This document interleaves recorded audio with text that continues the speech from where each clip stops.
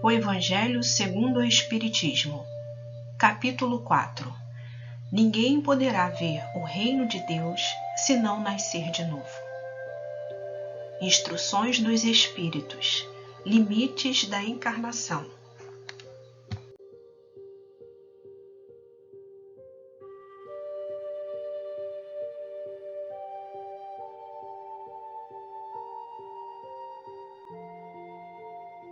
Mensagem: compreender constantemente, trabalhar sempre, descansar quando se mostre necessária pausa de refazimento, parar nunca. Escolheste a senda do bem? Não te detenhas, não contes as pedras da estrada. Soma as bênçãos que recebeste, nunca desistas.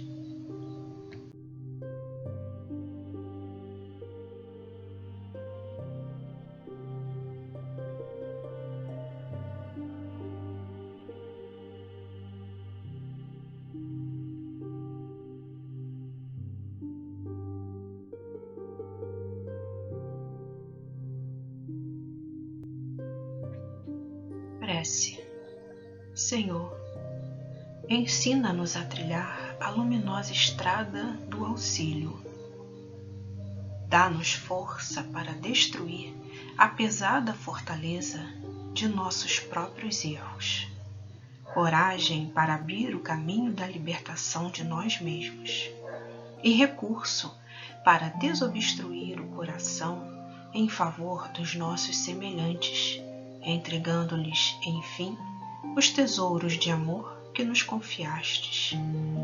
Que por onde passemos, a dor se faça menos angustiosa, a ignorância menos agressiva, o ódio menos cruel, a terra menos densa, o desânimo menos sombrio, a incompreensão menos destruidora.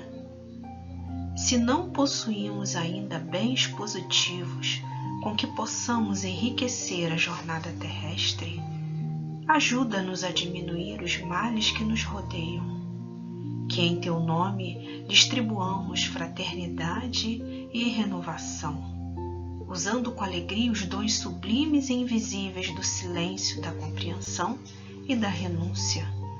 Senhor, que nos ensinastes em palavras as supremas lições da simplicidade da manjedoura e do sacrifício na cruz, indicando-nos assim o roteiro da construção espiritual e da ressurreição divina. Orienta-nos o passo incerto e ampara-nos os propósitos santificantes, para que a Sua vontade misericordiosa e justa se faça hoje e sempre, onde estivermos. Assim seja.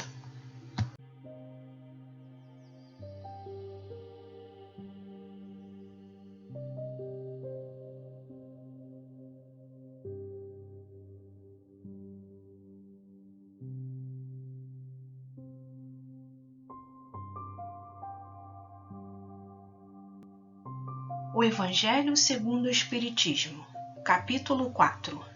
Ninguém poderá ver o reino de Deus se não nascer de novo.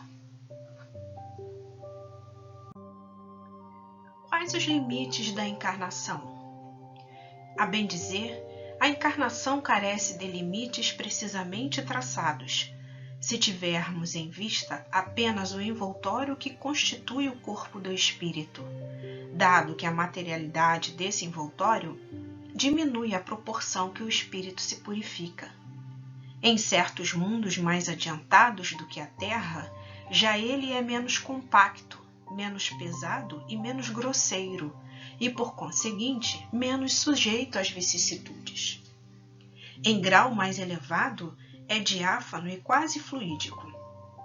Vai desmaterializando-se de grau em grau e acaba por se confundir com o perispírito. Conforme o mundo em que é levado a viver, o espírito reveste o invólucro apropriado à natureza desse mundo.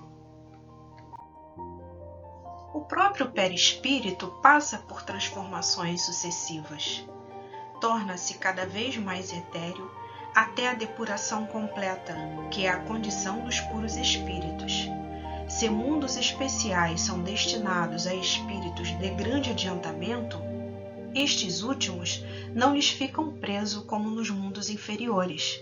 O estado de desprendimento em que se encontram lhes permite ir a toda parte onde os chamem as missões que lhes estejam confiadas. Se considerar do ponto de vista material a encarnação, tal como se verifica na Terra, poder-se-á dizer que ela se limita aos mundos inferiores. Depende, portanto, de o espírito libertar-se dela mais ou menos rapidamente, trabalhando pela sua purificação.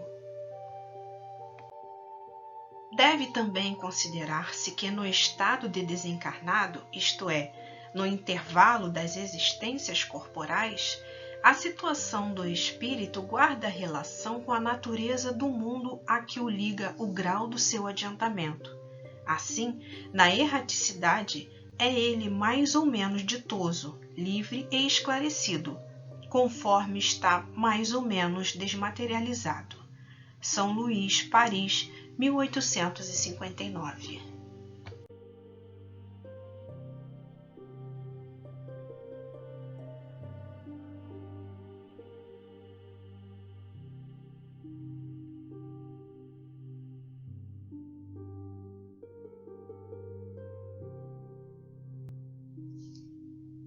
Comentário.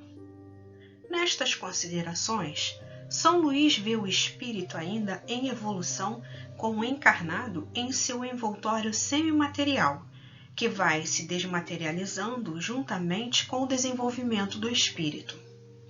Neste aspecto de espírito em desenvolvimento, preso ao seu perispírito também em evolução, diz São Luís que a encarnação não tem, propriamente falando, limites nitidamente traçados, pois a materialidade desse envoltório diminui à medida que o espírito se purifica.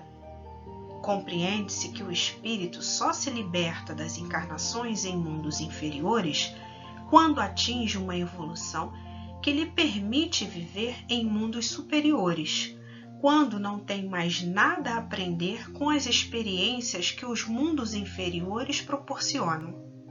Libertar-se dessa necessidade é o limite das encarnações, que depende apenas do próprio espírito. Não sabemos se existem espíritos que evoluem sem erros.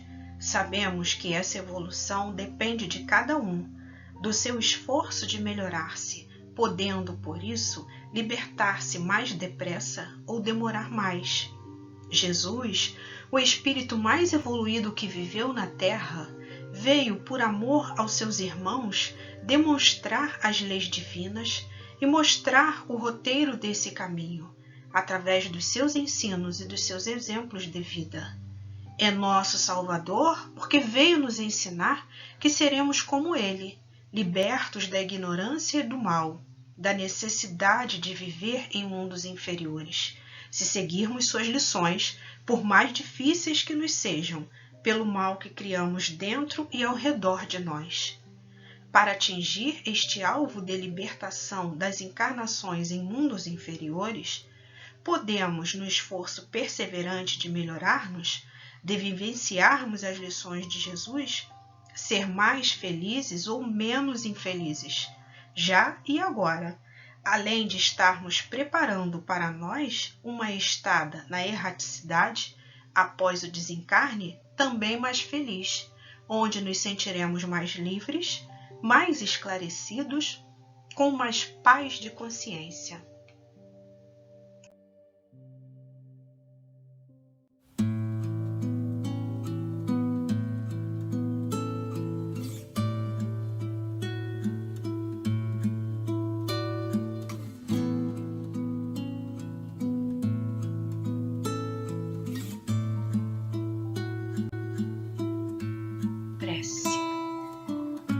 Louvado sejas, Senhor, na glória do lar celeste, pelos bens que nos trouxeste no Evangelho Redentor.